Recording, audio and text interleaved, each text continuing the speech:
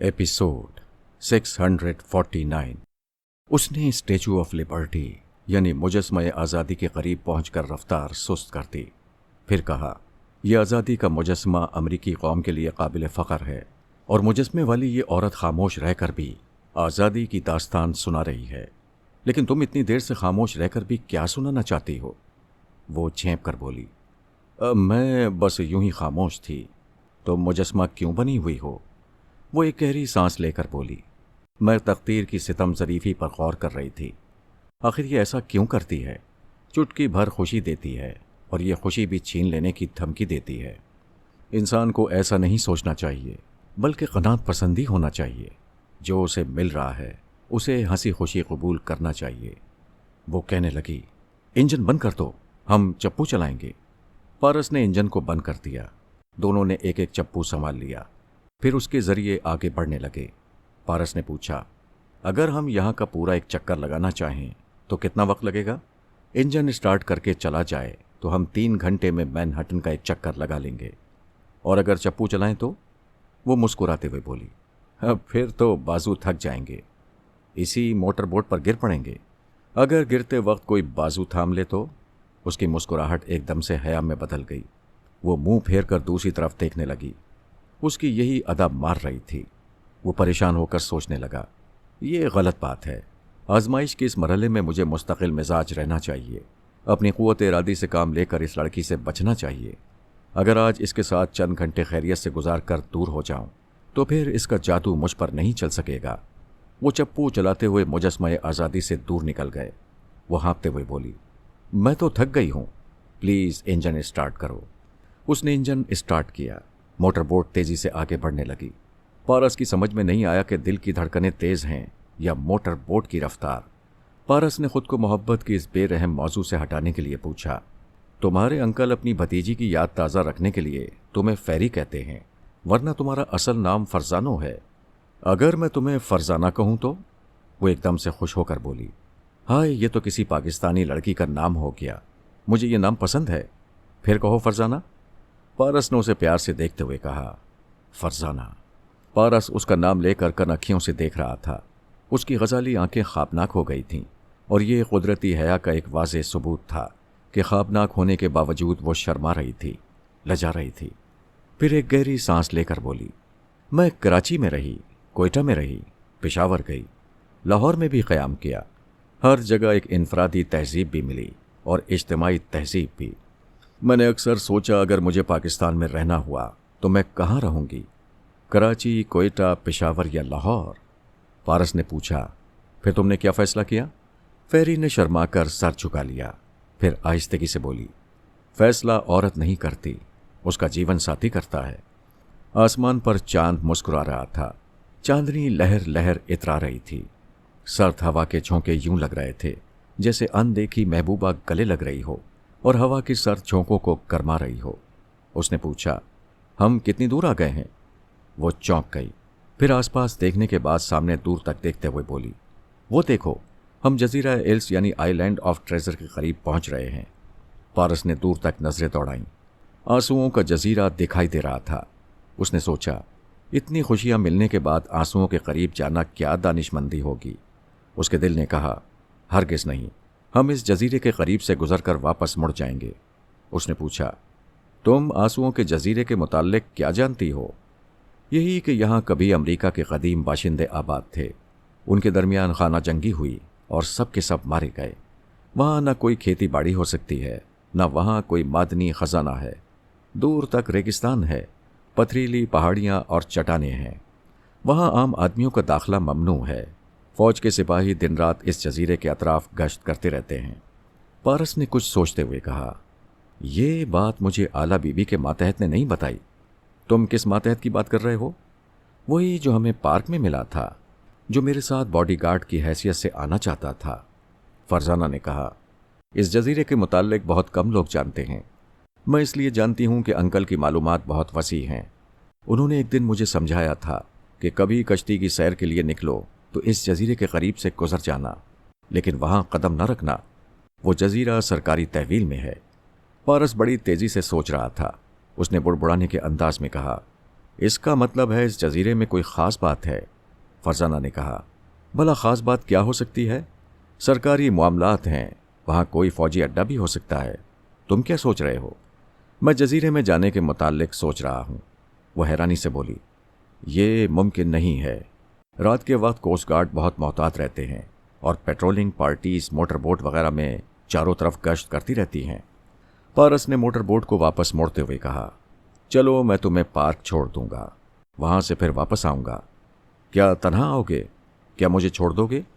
तुम खुद कह रही हो, यहाँ हर कदम पर खतरा है और सख्त पहरा है। तुम्हें खतरात से खेलने की आदत नहीं है। ये आदत मुझे भी नहीं है, लेकिन मुझे बहुत कुछ सिखाया गया है, इसलिए खतरात का आदी होता जाऊंगा। तुम्हें सिखाया गया है और मैं तुम्हारे साथ रहकर सीख सकती हूँ। तुम्हारी तरह खतरात की आदी बन सकती हूँ। तुम्हें जजीरे में तनहा नहीं जाने दूंगी। पागल ना बनो। तुम मेरे साथ जाओगी तो मुझ पर दोहरी जिम्मेदारियां आयद हो जाएंगी। एक तो मुझे अपनी जान बचाने की फिक्र होगी, दूसरे तुम्हारी हिफाजत का ख्याल रहेगा। फरजाना ने जबान से कुछ नहीं कहा। एक गहरी सांस लेकर सोचने लगी। यही तो मैं देखना चाहती हूँ, तुम खतरात में मेरा कितना ख्याल रखते हो।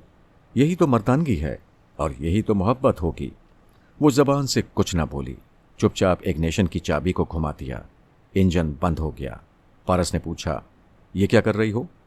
वही जो कह चुकी हूं, हम इस जजीरे में साथ जाएंगे या फिर नहीं जाएंगे। उसी वक्त एक मोटर बोट तेजी से चलती हुई आई। उसकी सर्च लाइट उन पर पड़ रही थी। मेगाफोन के जरिए कहा जा रहा था, don't stay here, go back to the Statue of Liberty. Paras ने इंजन स्टार्ट किया, फिर मोटर बोट को वापस ले जाने लगा। थोड़ी दूर जाने के बाद वो रुक गया। गश्त करने वाली पेट्रोलिंग पार्टी जजीरे की दूसरी समत घूम गई थी और उनसे बहुत दूर निकल गई थी। वो बेबसी से बोला, तुम मुझे मजबूर ना करो, वापस चलो, मैं तुम्हें छोड़कर आऊंगा। मैं वादा करती हूं तुम्हारे लिए मुसीबत नहीं बनूंगी, तुम पर कोई बोझ नहीं होगा। मैं अपनी हिफाजत खुद करूंगी, लेकिन तुम्हारे साथ जजीरे में जाऊंगी। अभी तुम चप्पू चला रही थीं, तुम्हारे बाजू दुखने लगे थे, तुम थक गई थीं और जजीरे के साहिल तक पहुंचने के लिए हमें मोटर बोट के इंजन को खामोश रखना होगा। चुपचाप चप्पू चलाकर जाना होगा। पारस की बात खत्म होने से पहले ही उसने एक चप्पू को उठा लिया, फिर कहने लगी, आओ हम इसी तरह जाएंगे। मोटर बोट का इंजन खामोश था। पारस ने दूसरा चप्पू संभाला, फिर वो तेजी से साहिल की तरफ जाने लगे। साहिल के बास हिस्सों में ऊंची मचानें बनी हुई थीं। वहां से सर्च लाइट दाएं से बाएं घूमती रहती थी। लेकिन जजीरे के साहिल का कुछ हिस्सा ऐसा भी था जो चटानी और पथरीला था, वहां तक रोशनी नहीं पहुंचती थी। पारस ऐसे ही हिस्से से गुजरता हुआ दो चट्टानों के दरमियान बोट को ले आया। उसी वक्त एक पेट्रोलिंग पार्टी मोटर बोट में गुजर रही थी और सर्च लाइट के जरिए दूर दूर तक देख रही थी। इन दो चट्टानों के दरमियान एक बड़ा सा पत्थर था जो मोटर बोट को छुपाए हुए था। पारस ने वहीं लंगर डाल दिया। डैशबोर्ड को खोलकर रिवॉल्वर और कारतूस निकाले। तमाम कारतूस जेबों में ठूंस लिए। एक टॉर्च और एक एंटी डार्क गोगल फरजाना को दिया, दूसरा अपने पास रखा। पानी की एक बोतल शाने से लटकाई। फिर मोटरबोट से उतरकर साहिल की जमीन पर कदम रखते हुए दूर दूर तक देखने लगा। चांदनी में हद्दे नजर तक दिखाई दे रहा था। वो चट्टानों और पत्थरों की आड़ लेकर आगे बढ़ने लगे। एक जगह सर्च लाइट की रोशनी गुजरती जा रही थी। पारस ने उसके साथ एक पत्थर के पीछे दुबक कर पूछा, ऐसी हालत में क्या करना चाहिए? सामने जरा फासले पर मचान दिखाई दे रही है, लाइट वहीं से आ रही है। फरजाना ने कहा, तुम ज्यादा समझदार हो, फिर मुझसे क्यों पूछ रहे हो? मैं देखना चाहता हूं तुम कितनी ज़हीन हो और इन हालात में क्या मशवरा दे सकती हो। वो मचान की तरफ देखते हुए सोचने लगी, फिर बोली, इस मचान पर रहने वाले आदमी अपने हेडक्वार्टर से ट्रांसमीटर के जरिए यकीनन राब्ता कायम करते होंगे। अगर तुम इनसे टकराओगे या इन्हें मार डालोगे तो राब्ता खत्म हो जाएगा, फिर हेडक्वार्टर वालों को शुबा होगा। पारस ने खुश होकर कहा, शाबाश, तुमने जहानत का सबूत दिया है। इसी ख्याल के मुताबिक जमीन पर रेंगते हुए आगे बढ़ती चलो। कोनियां और घुटने छिले रहेंगे, तकलीफ होगी, लेकिन हम किसी से छेड़छाड़ किए बगैर आगे निकल जाएंगे। वो उसकी मर्जी के मुताबिक औंधी जमीन पर लेट गई, फिर उसकी तरह कोनियों और घुटनों के बल रेंगते हुए आगे बढ़ने लगी। एक जगह पहुंचकर बोली, आखिर हम कहाँ जा रहे हैं? मैं इसी तरह पूरे जजीरे का चक्कर लगाऊंगा और ये मालूम करूंगा कि यहाँ कौन सा सरकारी राज है जिसकी इस तरह हिफाजत की जा रही है। वो इसी तरह रेंगते हुए उस मचान से दूर निकल गए। उसके बाद उठकर खड़े हो गए, फिर झुककर दौड़ते हुए दूर तक जाने लगे। बहुत दूर जाने के बाद जब दूसरी मचान नजर आई तो वो फिर जमीन पर लेट गए और इसी तरह रेंगते हुए आगे बढ़ने लगे। दूसरी मचान के बाद पारस ने रास्ता बदल दिया। इस बार वो जजीरे के दरमियानी हिस्से की तरफ रेंगते हुए जाने लगा। बहुत दूर जाने के बाद वो फिर फरजाना के साथ उठकर खड़ा हो गया और झुकते हुए दौड़ते हुए उस छोटी सी पहाड़ी की तरफ जाने लगा जो चांदनी में दिखाई दे रही थी। फरजाना और फैरी को अपनी जिंदगी से बहुत प्यार था। वो मौत से डरती थी। वो नहीं जानती थी कि पारस कितना शहज़ोर, कितना बासलाहियत और कितना हाजिर दिमाग है। ये सब कुछ ना जानने के बावजूद उसे एतमाद था कि यही वो मर्द है जो उसका मुहाफिज हो सकता है। जिंदगी एक बार मिलती है और एक ही बार किसी मर्द पर एतबार किया जा सकता है। बेशक उसे जिंदगी से प्यार था, लेकिन आज मौत से भी खौफ नहीं आ रहा था। ये जो लम्हात उसके साथ गुजर रहे थे, यही जिंदगी का हासिल थे। उसके बाद चाहे मौत आती या क़यामत आती, उसे किसी बात की परवाह नहीं थी। अचानक पहाड़ी के एक हिस्से से किसी ने ललकारते हुए कहा, हॉल्ट। वो दोनों रुके, मगर जमीन पर लुढ़कते हुए एक पत्थर की आड़ में चले गए। चांद पहाड़ी की दूसरी तरफ था। उसकी रोशनी इधर नहीं आ रही थी। कदरे तारीकी थी, लिहाजा दोनों ने एंटी गॉगल्स आंखों पर पहन लिए। ऐसे ही वक्त कहीं से टॉर्च की रोशनी करीब आ रही थी। कोई उनकी तरफ चला आ रहा था।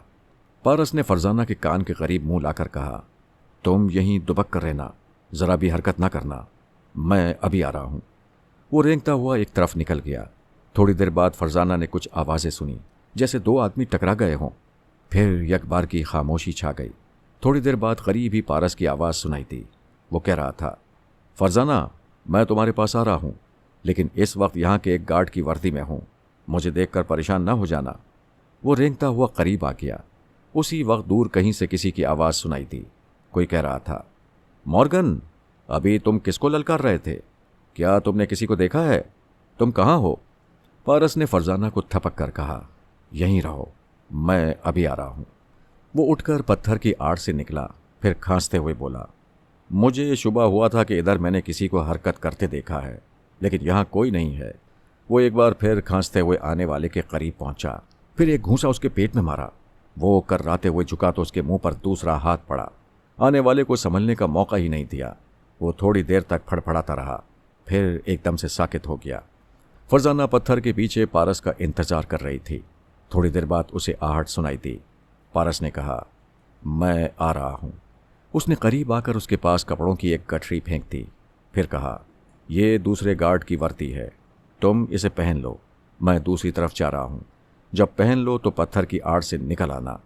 वो थोड़ी देर तक शर्माती रही, हालांकि वहां कदरे तारीकी थी, कोई देख नहीं सकता था, और पारस पत्थर की दूसरी तरफ चला गया था। उसकी शराफत पर भी यकीन था कि वो ताक झांक नहीं करेगा। वो थोड़ी देर तक झिझकती रही, फिर उसने लिबास बदल ही लिया। लिबास ढीला ढाला था। वो उसे पहनकर पत्थर की आड़ से निकल आई। पारस ने मुस्कुराते हुए कहा, चलेगा। अब ये बताओ, क्या स्टेन गन चलाना जानती हो? वो फिर झिझकने लगी। पारस ने कहा, कोई बात नहीं, स्टेन गन को देखो, ये लॉक है। इसे इस तरह हटाओगी, फिर ट्रैगर पर उंगली का दबाव डालोगी तो गोलियां निकलती चली जाएंगी, लेकिन लॉक उस वक्त तक ना हटाना, ट्रैगर उस वक्त तक ना दबाना जब तक तुम्हें अपनी जान का खतरा ना हो। मैं नहीं चाहता कि यहां फायरिंग का शोर हो और दूर दूर तक आवाज जाए। फरजाना ने कारतूस की पेटी और स्टेन गन ले ली, फिर उसके करीब होकर आहिस्दगी से कहा, मैंने यहां बारूद की बू महसूस की है। पारस ने चौंक कर उसे देखा, फिर पूछा, तुमने कहाँ महसूस की है? वो जमीन पर बैठ गई, फिर लेट गई। पारस भी उसके साथ लेट गया। वो औंधे मुंह होकर जमीन से नाक लगाकर सूंघ रही थी। पारस भी सूंघने की कोशिश करने लगा। उसे बचपन से तरबियत दी गई थी कि पांचों हवास को किस तरह ज्यादा से ज्यादा इस्तेमाल किया जा सकता है। वो तारीकी में इस हद तक देख सकता था जितना कि कोई आम आदमी नहीं देख पाता। वो कानों से हल्की सी हल्की आहट सुन सकता था और उस आहट का तज्जिया कर सकता था। वो सूंघ कर बता सकता था कि कौन सी चीज़ जहरीली है और कौन सी चीज़ बेज़रर है। वो मामूली से जहर को बआसानी ज़बान से चख सकता था। वो फरजाना के करीब ज़मीन पर औंधे मुंह लेटकर ज़मीन को सूंघ कर बोला, मुझे तो बारूद की बू महसूस नहीं हो रही है। वो कहने लगी, बारूद इस मिट्टी की बहुत गहरी तह में बिछाई गई है। मैं इस मिट्टी को सूंघ कर बारूद का सुराख लगा सकती हूँ। मैं आसार कदीमा की माहिर हूँ। मैं किसी भी खंडर की एक ईंट को सूंघ कर बता सकती हूँ कि 1000, 2000 या 10,000 साल पहले किस भट्टी में पकाई गई थी। पारस ने उसे हैरानी से देखा, फिर कहा, अगर तुम्हारी ये महारत दुरुस्त है तो इसका मतलब है कि इस पहाड़ी के अंदर कोई बहुत अहम चीज़ छुपा कर रखी गई है। और ये सोचते हुए मेरा दिल खुशी से धड़क रहा है कि वो चीज़ ट्रांसफार्मर मशीन भी हो सकती है। वो दोनों ज़मीन पर से उठ गए, ज़रा झुककर दौड़ते हुए एक तरफ जाने लगे, गोया पहाड़ी का एक चक्कर काटने लगे। ज़रा दूर जाकर उन्हें रुकना पड़ा। एक गार का दहाना दिखाई दे रहा था। वह 2 मुसल्ला पहरेदार थे।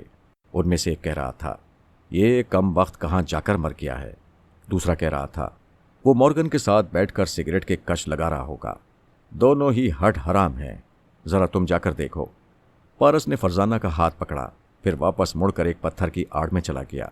वहां उसके कान के करीब सरगोशी की, तुम चुपचाप खड़ी रहना, मैं आने वाले से निमट लूंगा। थोड़ी देर तक गहरी खामोशी रही। हल्के हल्के कदमों की आहट सुनाई दे रही थी। वो आ रहा था। जब उस बड़े से पत्थर के करीब से गुजरते हुए जाने लगा तो पारस ने स्टेन गन के दस्ते से उसके सर पर जोरदार सर्प लगाई। उसके हलक से हल्की सी कर्रा निकली, फिर वो जमीन पर गिर पड़ा। पारस ने दूसरी जर्ब लगाई। उसके बाद वो अपनी जगह से हरकत न कर सका। उसकी तरफ से मुतमईन होकर वो इत्मीनान से चलता हुआ गार के दहाने की तरफ जाने लगा। फरजाना हैरान थी कि वो कितनी दीदा दिलेरी से काम ले रहा था। उसे ज़रा भी खौफ नहीं था कि पहचान लिया जाएगा। हालांकि वो मुसल्ला अफराद की वर्दी में था, फिर भी ऐसा खतरा मोल लेना मुनासिब नहीं था। वो सोच रही थी और डरती जा रही थी। पारस गार के पास पहुंच गया था। वहां पहुंचते ही उसने अचानक ही स्टेनगन के दस्ते से दूसरे मुसल्ला मुहाफिज पर हमला किया। उसे संभलने का मौका नहीं दिया। वो मुहाफिज खासा तगड़ा था, बड़ा जीदार था। वो पारस से लिपट गया। दोनों गुत्थम गुत्ता होकर पहाड़ी की ढलान से लुढ़कने लगे। पारस की कोशिश यही थी कि वो मुंह से आवाज न निकाल सके। इस मकसद के लिए उसने एक हाथ से उसकी गर्दन दबोच ली थी और दूसरे हाथ से जरबे लगा रहा था। वो मास्टर वाट्सोरोकी के बनाए हुए फौलादी हाथ थे।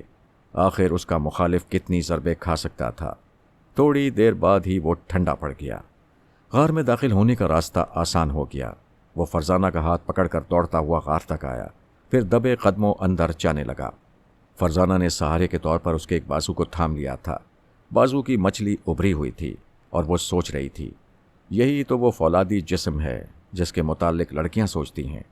मुझे तो बैठे बिठाए आइडियल मिल गया है। क्या हुआ कि इसके साथ एक ख़तरनाक मुहिम में मसरूफ़ हूँ। जान जाए कोई बात नहीं, जान की कदर करने वाला तो साथ है। वो गार के एक ऐसे हिस्से में पहुंचे जहां रास्ता बंद हो गया था। दाएं बाएं कोई रास्ता सुझाई नहीं दे रहा था। उसने टॉर्च रोशन की, फिर चारों तरफ रोशनी करते हुए देखने लगा।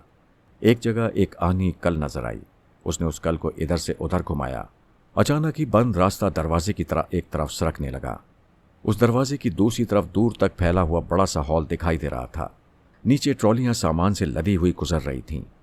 उस हॉल के एक दूर उफ्तादा हिस्से में एक शख्स ऊंची कुर्सी पर बैठा हुआ था, जैसे कोई शहंशाह तख्ते ताउश पर बैठा हो। उसने ताली बजाते हुए कहा, कम ऑन यंग बॉय, तुमने तो कमाल कर दिया। हमारे मचान के सिपाहियों से बचा कर आए हो और इधर हमारे 4 आदमियों को हलाक कर दिया। हम ये तमाशा इस स्क्रीन पर देखते आ रहे हैं। उसने एक स्क्रीन की जानिब इशारा किया। पारस और फरजाना ने उधर देखा। गार के बाहर का हिस्सा नजर आ रहा था। शाहाना कुर्सी पर बैठा हुआ शख्स रिमोट कंट्रोल का बटन दबा रहा था।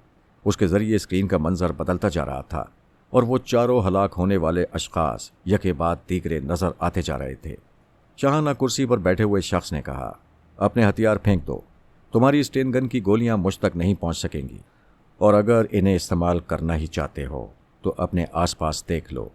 पारस ने दाएं बाएं नजरें घुमाकर देखा। कितने ही मुसल्ला अफराद थे जो क्लाशनकोफ हाथों में लिए पत्थरों की आड़ में बैठे हुए थे। उसने हथियार फेंक दिए।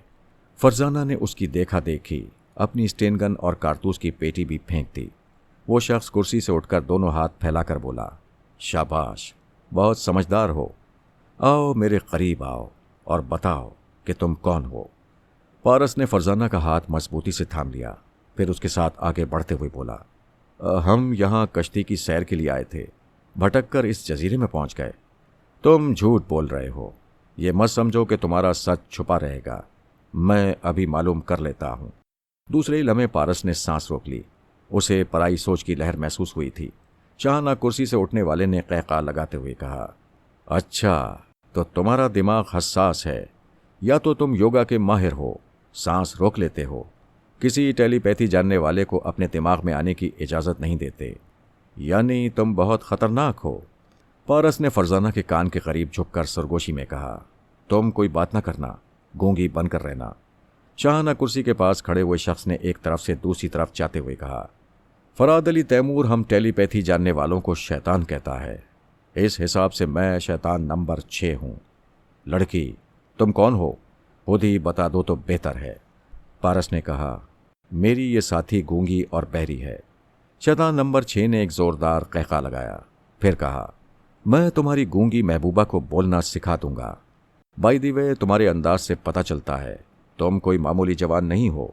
तुम्हारा चेहरा बताता है कि मशरक़ी हो, तुम्हारी गुफ्तगू बताती है कि मगरबी हो, लिहाजा तुम मास्क मैन के मुल्क से ताल्लुक़ नहीं रखते हो और तुम तंजीम वाले भी नहीं हो। मेरे हिसाब से तुम फराद अली तैमूर से ताल्लुक़ रखते हो। क्या तुम पारस दोम हो? पारस ने एक गहरी सांस लेकर कहा, मेरे बाप ने अगर तुम लोगों को शैतान कहा है तो गलत नहीं कहा।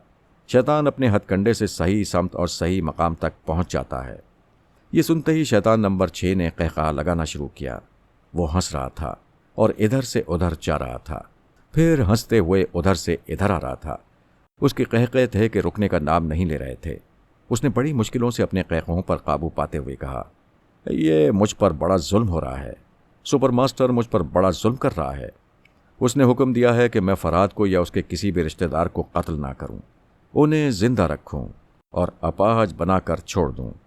ये कितना जुल्म है कि तुम मेरे 4 आदमियों को हलाक करके मेरे गार में घुस आए और मैं तुम्हें हलाक नहीं कर सकता। क्या करूं?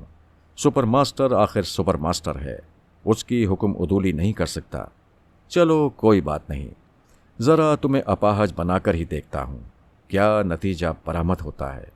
फिर उसने हंसते हुए फरजाना की तरफ देखा और कहा, हाय ये कैसी नौखेज पोशीज़ा है। मालूम होता है कि जवानी की दहलीज पर कदम रखते ही मेरी दहलीज पर पहुंच गई है। फरजाना ये सुनते ही पारस से चिपक गई। दोनों के दिल एक दूसरे से मिलकर धड़कने लगे। ये दिलों का मिलाप था, ये खतरात से आगाही थी। अब या तो शैतानों की मौत आई थी या मेरे दोनों बेटों की शामत, क्योंकि शैतान नंबर 6 पारस दोम से टकरा गया था और शैतान नंबर 2 पारस अव्वल के पीछे पड़ा हुआ था और उसे अपाहज बनाने के लिए डमी पारस को आलायकार बना रहा था। पारस अव्वल जोजो के साथ झील के किनारे वाले कॉटेज में था। उसने जोजो के हाथ को मोहब्बत से थाम कर कहा, मैं अपनी जान से ज्यादा तुम्हें चाहता हूं। तुम मुझे कितना चाहती हो? मैं भी तुम्हें जान से ज्यादा चाहती हूं। मैं जो पूछूंगा उसका सही जवाब दोगी? क्या मैं तुम्हारी बात का सही जवाब नहीं देती हूं? वो नाराज होने वाली थी। पारस ने फिर उसे समझा मना कर कहा, तुम इतनी समझदार हो कि कभी गलत जवाब नहीं देती हो। अच्छा ये बताओ, जब मैं उस रेस्टोरेंट में तुम्हारे लिए आइसक्रीम और अपने लिए कॉफ़ी लेने गया था तो उसके बाद खाली हाथ आया। क्या मेरा लिबास भी यही था या बदला हुआ था? जोजो ने थोड़ी देर सोचकर जवाब दिया, हाँ लिबास बिल्कुल ऐसा ही था। पारस ने कहा, कार की चाबी मेरे पास थी। तुम उस डमी पारस के साथ किस कार में गई थी? क्या वो मेरी कार थी? जोजो ने फिर थोड़ी देर सोचने के बाद परेशान होकर कहा, मुझे याद नहीं आ रहा है, मगर इतना समझ में आ रहा है कि वो तुम्हारी कार नहीं थी। प्लीज जोजो, इसी बात से समझ लो कि वो डमी पारस था, मैं नहीं था। वो किसी दूसरी कार में तुम्हें ले गया था। वो अपनी पेशानी पर हाथ मारने लगी। पारस ने पूछा, ये क्या कर रही हो? मैं अपनी अकल को तमाचे मार रही हूं। इतनी सी बात समझ में नहीं आई कि तुम्हारे साथ जिस कार में आई थी उसी कार में वापस क्यों नहीं गई? कोई दूसरी कार कहां से आ गई? पारस ने कहा, शाबाश, तुम अपनी पेशानी पर हाथ मारकर अकल को सही रास्ते पर ले आई हो और सही तौर पर सोच रही हो। तुम बहुत समझदार होती जा रही हो। क्या तुम्हें यकीन आ गया है कि वो डमी पारस ही था?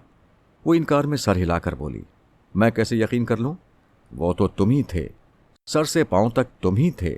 तुम्हारा चेहरा भी वही था, तुम्हारा जिस्म भी वही था, तुम्हारा लिबास भी वही था, तुम्हारी आवाज़ और लहजा भी वही था। फिर मैं कैसे यकीन करूं कि वो डमी था? जो समझने की कोशिश करो। डमी ऐसे ही होते हैं। क्या तुमने बाबा साहब के इदारे में नहीं देखा था कि तुम्हारी भी 2 डमीज तैयार की गई थीं? जो लड़कियां नकल करती थीं वो बिल्कुल तुम्हारी आवाज़ में और तुम्हारे लहजे में बोलती थीं। वो तुम्हारे ही कद और कामत की थीं, तुम्हारी तरह हरकतें करती थीं, तुम्हारी ही तरह बातें करती थीं। हाँ याद आया, वो लड़कियां तो बिल्कुल मेरी जैसी थीं, सिर्फ मेरी जैसी सूरत नहीं थी। जब तुम्हारी जगह उन्हें इस्तेमाल करने का मौका आता तो बाबा साहब के इदारे में उनके चेहरे पर प्लास्टिक सर्जरी की जाती, फिर वो सूरत के एतबार से भी बिल्कुल जोजो ही नजर आती। ऐसा कहते वक्त पारस ने सोचा, अगर डमी पारस को धोखा देने के लिए एक डमी जोजो को पेश किया जाए और असली जोजो को छुपा लिया जाए तो कैसा रहेगा।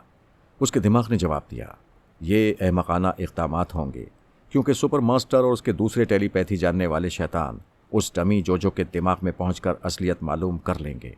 ऐसा सोचते वक्त अचानक उसकी नज़र जोजो की उंगली पर पड़ी। जोजो अपनी एक उंगली में अंगूठी पहने हुई थी। उस अंगूठी को पारस ने पहले कभी नहीं देखा था। उसने पूछा, ये अंगूठी कहाँ से आ गई? वो हंसते हुए बोली, यही तो तुम में खराबी है, तुम भूल जाते हो, ये तुमने ही एक दुकान से खरीद कर दी थी। पारस ने कहा, प्लीज़ मुझे ये अंगूठी उतार कर दिखाओ। उसने वो अंगूठी अपनी उंगली से उतार कर उसे दे दी। पारस ने उसे उलट पलट कर देखा। बात समझ में आ गई। वो अंगूठी नहीं बल्कि एक इंडिकेटर था। उसके ज़रिए किसी जासूस को ये पता चलता था कि जोजो कहाँ है, मशरिक़ में या मगरिब में है, शुमाल में है या जुनूब में। अगर जुनूब में है तो कितने फासले पर है। उस जासूस के सामने यकीनन कंप्यूटर का एक मॉनिटर स्क्रीन होगा जिस पर यह बात वाज़े तौर पर बताई जाती होगी कि वो अंगूठी पहनने वाली किसी चार दीवारी में है या खुली जगह में है और कितने फासले पर है। उस अंगूठी को समझने के बाद ये बात भी समझ में आ गई कि डमी पारस किस तरह जोजो का सुराग लगा लेता है कि वो कहाँ है। क्या वो सुराग लगाते वो उसकी शरीक हयात जोजो की ख्वाबगाह में भी पहुंच जाएगा? ये ऐसी बात थी जो एक गैरतमंद शौहर को तैश में मुब्तला कर सकती थी। पारस ने ज़ब्त से काम लिया, फिर मुस्कुराते हुए कहा, जोजो क्या ये अंगूठी मैं पहन लूँ? वह हंसते हुए बोली, तुम्हारी उंगलियां तो मोटी मोटी हैं, ये अंगूठी कैसे आएगी? इस छोटी उंगली में आ जाएगी, ये देखो। उसने छोटी उंगली में वो अंगूठी पहन ली। वो खुश होकर बोली, अरे वाह, ये तो तुम्हारी उंगली में आ गई। ठीक है, इसे पहन लो। पारस ने उसके शाने पर हाथ रख कर कहा, अब तुम आराम से सो जाओ, रात बहुत ज़्यादा हो गई है। वो तकिए पर सर रख कर लेट गई। पारस ने उसे हसरत से देखा। उसका हुस्न शबाब उसे अपनी तरफ खींच रहा था। वो बड़े ज़ब्त से काम लेता रहा, फिर परेशान होकर बिस्तर से अलग हो गया। उससे बोला, तुम अपने दिमाग को हिदायत देकर सोने की आदी हो, प्लीज़ आंखें बंद करके सो जाओ। वो मासूम थी, उसके परेशान जज्बात को समझ नहीं सकती थी। उसने आंखें बंद कर लीं। पारस वहां से चलता हुआ दूसरे कमरे में आकर लेट गया। बेचैनी से करवटें बदलने लगा।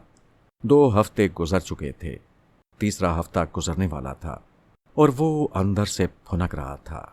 उसके अंदर और बाहर नातीदा शोले लपक रहे थे। अगर उसकी जगह कोई दूसरा होता तो अब तक न जाने कहाँ कहाँ भटकता और बहकता रहता। रात के 11 बज रहे थे। वो बिस्तर से उठकर दबे कदमों चलता हुआ जोजो की ख्वाबगाह के पास पहुंचा। खिड़की के पर्दे को हटाकर देखा। वो गहरी नींद में थी। उसकी नींद इस बात को छुटला रही थी कि दोनों तरफ है आग बराबर लगी हुई। दूसरी तरफ बराए नाम भी आग नहीं थी। वो इतने इत्मीनान से सो रही थी जैसे उसके दूल्हा पर कोई क़यामत नहीं आ रही है। इस दुनिया में सिर्फ परियों की कहानियां होती हैं जो बंद आंखों के पीछे ख्वाबों में नजर आती हैं, और शायद वो अपने पारस को शहजादे के रूप में परियों के दरमियान देख रही थी। वो मायूस होकर फिर दूसरे बेडरूम में आ गया। वहां बिस्तर पर गिरकर सोने की कोशिश करने लगा।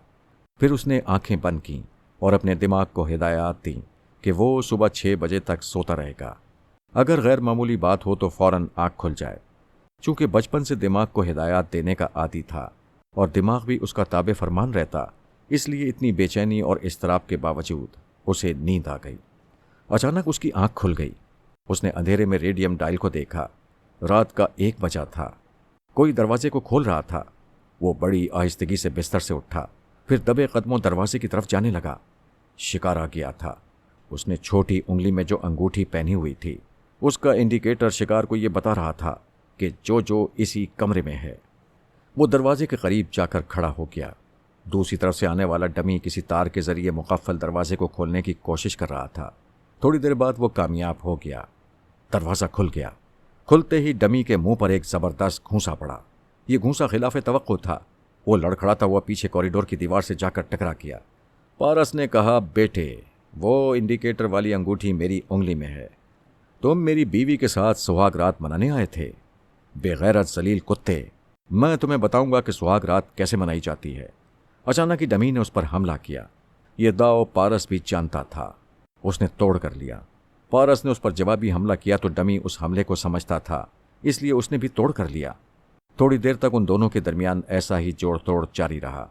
फिर पारस ने समझ लिया कि यह ट्रांसफार्मर मशीन के जरिए मेरे दिमाग से सारे ही दावपेच हासिल कर चुका है। लिहाजा यहां वापस आने के बाद मैंने मास्टर वाट्सोरोकी से जो नए दावपेच सीखे हैं उन्हें आजमाना चाहिए। यकीनन उनका तोड़ इसके पास नहीं होगा। डमी ने कहा, मैं तुमसे एक फैसला करना चाहता हूं।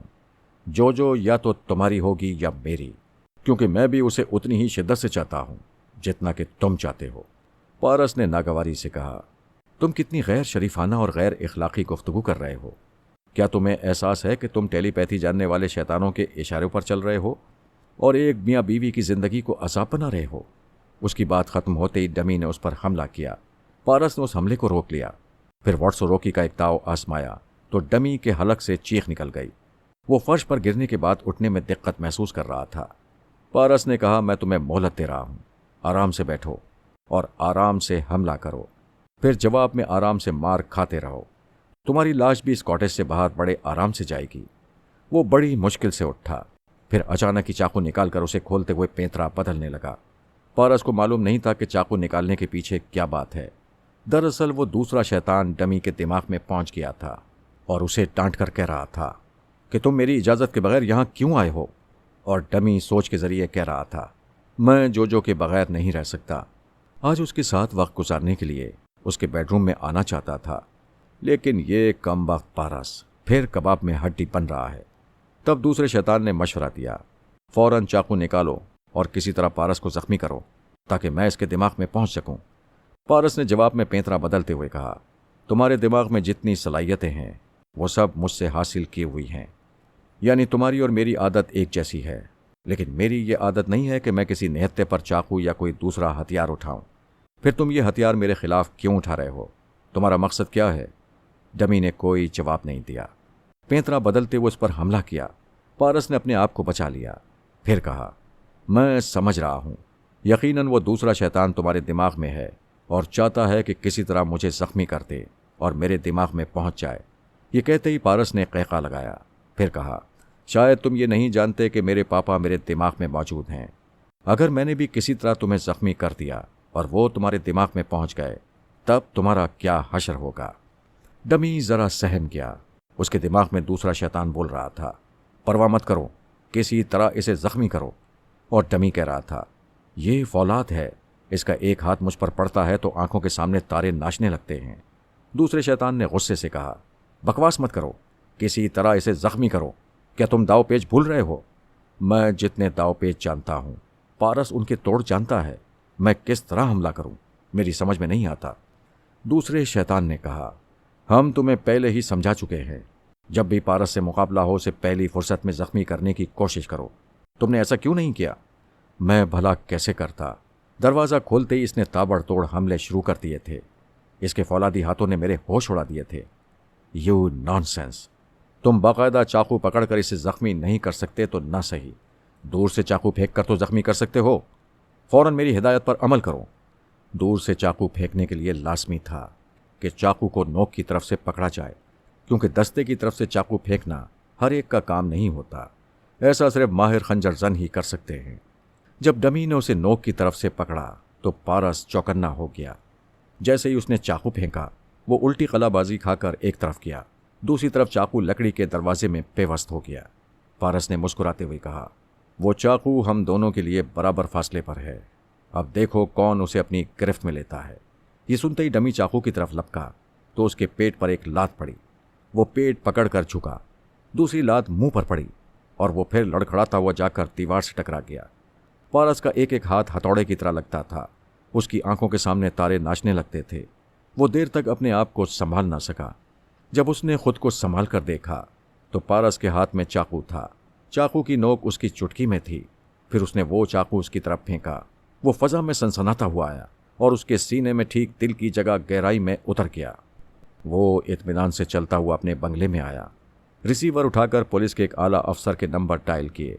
फिर राब्ता कायम होने के बाद कहा, मेरे कॉटेज के अतराफ में आपके मुसल्लह सिपाहियों का पहरा है। इसके बावजूद डमी पारस यहाँ घुस आया था और मुझ पर कातिलाना हमले कर रहा था। खुदा का शुक्र है मैं बच गया। उसकी लाश मेरे कॉटेज में पड़ी हुई है। प्लीज़ ये लाश उठवा लें और अपने लोगों का मुहासबा करें। कि उनकी मौजूदगी में कोई दुश्मन मेरे कॉटेज में कैसे घुस आया। उसने रिसीवर रख दिया, फिर दरवाजे की तरफ देखा। वहां जो खड़ी हुई थी। उसने कहा, मैंने अपने दिमाग को हिदायत दी थी, कोई गैर मामूली बात हो तो मेरी आंख खुल जाए। तुम दोनों के झगड़ने की आवाज़ सुनाई दी तो मेरी आंख खुल गई थी। लेकिन ये कौन है? ये तो बिल्कुल तुम्हारा हमशक्ल है। मैं आज शाम से तुम्हें यही समझाता आ रहा हूं कि एक डमी पारस है जो तुम्हें धोखा दे रहा है। उस रेस्टोरेंट से यही डमी तुम्हें बहला फुसला कर ले गया था और रात 10 बजे तक तुम्हारे साथ रहा था। ये इस वक्त भी तुम्हारे बेडरूम में आना चाहता था और तुम्हारे साथ गंदे बच्चों जैसी हरकतें करना चाहता था। मैंने इसे मार डाला।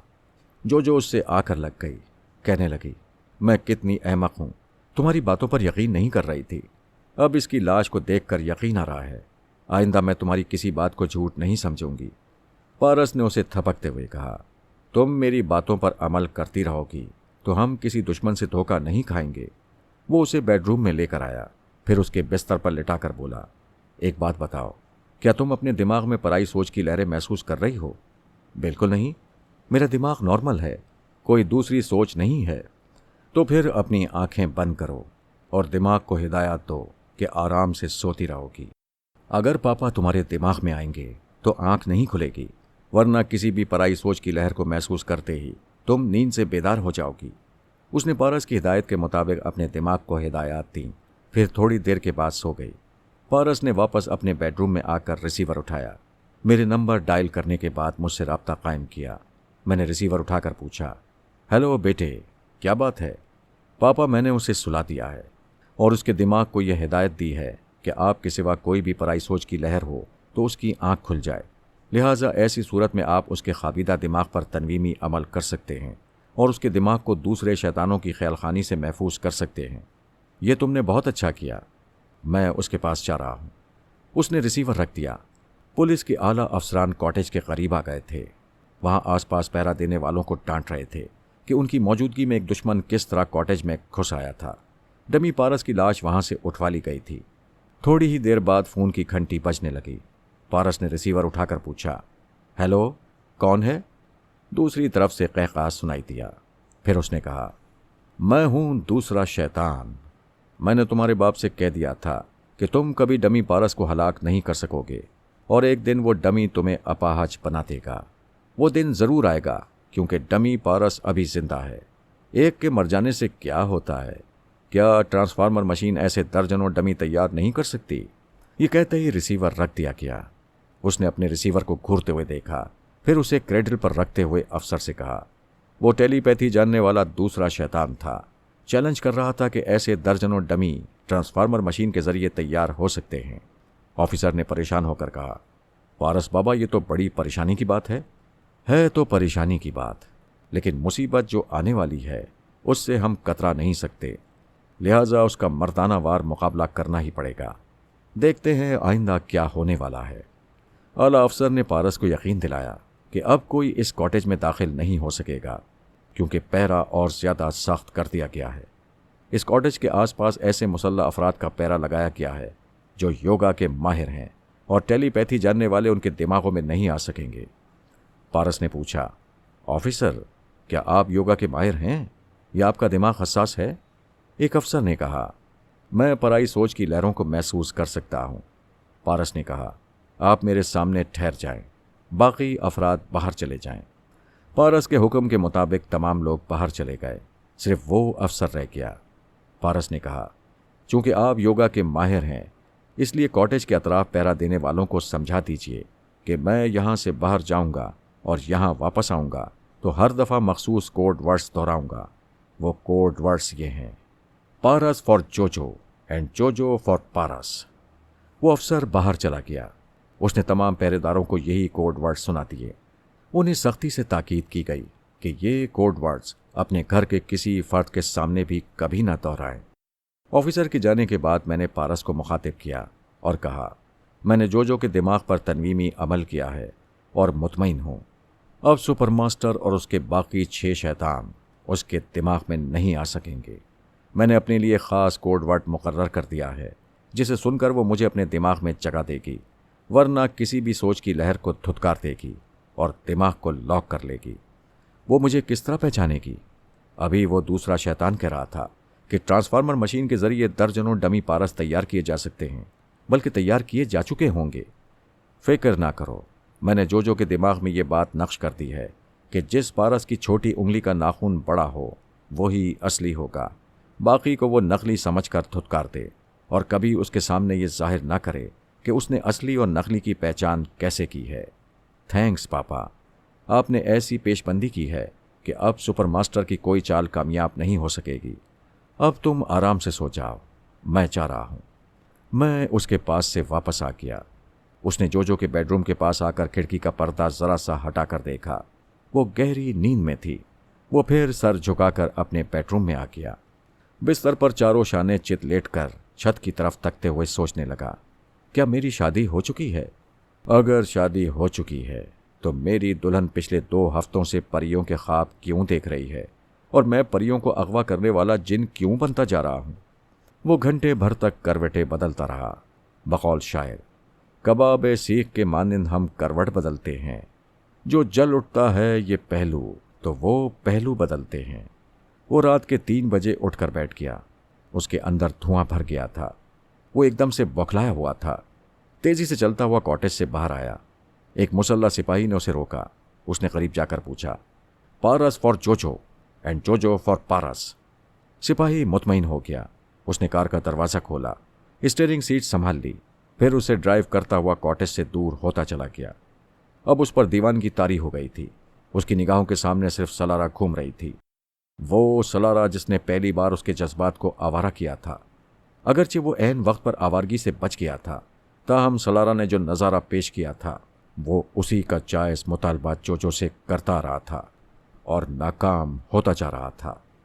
सलारा अपने बिस्तर पर लेटी हुई बेचैनी से करवटें बदल रही थी।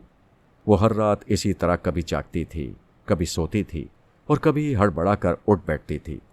उसे यूं लगता था जैसे पारस उसके दरवाजे पर आ पहुंचा हो। आहट पर कान होते थे, दर पर नजर होती थी। वो हर आहट पर चौंक कर दौड़ते हुए दरवाजे के पास पहुंच जाती थी। उसे खोलकर देखती थी, वहां सिर्फ हवा का झोंका होता था। अपने भाई के साथ एक गैर मामूली ट्रांसफार्मर मशीन तैयार करने वाली सलारा का अब ना कोई दोस्त रहा था, ना कोई दुश्मन। इसकी कोई अहमियत नहीं रही थी। उसे इस बात की परवाह भी नहीं थी कि वो दूसरों की नज़र में अहम है या नहीं। वो सिर्फ पारस की नज़रों में अहमियत इख्तियार करना चाहती थी। उसी की खातिर वो पेरिस में थी। उसका दिल कहता था, आज नहीं तो कल वो संगदिल ज़रूर आएगा। दरवाजे पर दस्तक सुनकर वो चौंक गई।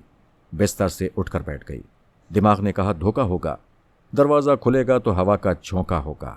लेकिन दिल दीवाना था, दिमाग की बात नहीं मानता था। वो दीवानी दौड़ती हुई दरवाजे पर आई। फिर जब उसे खोला तो ऊपर की सांस ऊपर रह गई। सचमुच उसकी निगाहों के सामने पारस खड़ा हुआ था। उसने मारे हैरत के अपनी उंगली को दांतों से काट लिया, फिर चीख पड़ी। वो ख्वाब नहीं देख रही थी, सचमुच उसका महबूब उसके दरवाजे पर आ गया था। आने वाले ने दरवाज़ा बंद कर दिया। बसा औकात मसरूफियत इतनी बढ़ जाती है कि आदमी खुद को भूल जाता है, सिर्फ मसरूफियत को याद रखता है। ये हमारी दुनिया में जो कुछ होता है आराम, सुकून और मुसर्रतें हासिल करने के लिए होता है, लेकिन इतनी मेहनत और इतनी मसरूफियत के बावजूद खुशी थोड़ी देर के लिए मिलती है। हमेशा यही होता है, मुसर्रतों का हिस्सा बहुत कम होता है। अभी हम खुशियों से खेल रहे होते हैं कि अचानक सदमा हम पर हमला आवर होता है और हमारे हलक में कह कह घुट जाते हैं और चीखें निकल पड़ती हैं। यकबार की सलारा के हलक से चीख निकली। पारस ने एकदम से परेशान होकर पूछा, क्या हुआ? वो कुछ बोल नहीं रही थी, मगर बोलने की कोशिश कर रही थी। दोनों मुट्ठियां भेंची हुई थीं, हाथ पांव कांप रहे थे, दीदे फैलते जा रहे थे, दांत पर दांत चम गए थे। पारस उसे झंझोड़ कर पूछ रहा था, सलारा प्लीज मुझे बताओ, तुम्हें क्या हो रहा है? उसी लम्हे सलारा के बदन को हल्का सा झटका लगा और वो हमेशा के लिए साकित हो गई। वो चंद लम्हों के लिए गुमसुम खड़ा रह गया। सोचने लगा, ये क्या हो गया? अभी तो ये अच्छी भली थी, हंस रही थी, बोल रही थी, मुझ पर वारी वारी जा रही थी, और अब अपनी जान यूं।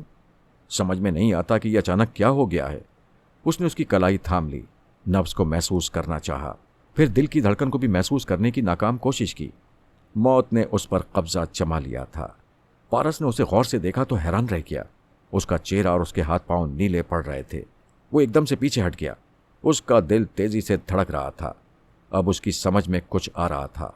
वो फौरन ही टेलीफोन के पास आया, रिसीवर उठाकर नंबर डायल किए, फिर राब्ता कायम होने पर कहा, हेलो इंस्पेक्टर, मैं फराद अली तैमूर का बेटा पारस अली तैमूर हूँ। मेरा पता नोट करो। यहाँ एक कमरे में लाश पड़ी हुई है। इस लाश का फौरी पोस्टमार्टम जरूरी है। प्लीज़ आप एम्बुलेंस लेकर चले आएं। मैं इंतज़ार कर रहा हूँ। थोड़ी देर बाद पुलिस की एक गाड़ी एम्बुलेंस के साथ चली आई। सलारा की लाश को अस्पताल पहुंचा दिया गया। पुलिस के एक आला अफसर ने मुझे भी इस बात की इत्तला दी। मैंने पूछा, आखिर वो किसकी लाश है? जनाब, उसी सलारा की है जिसे आपने मास्क मैन की कैद से रिहाई दिलाई थी। उसकी मौत कैसे हुई?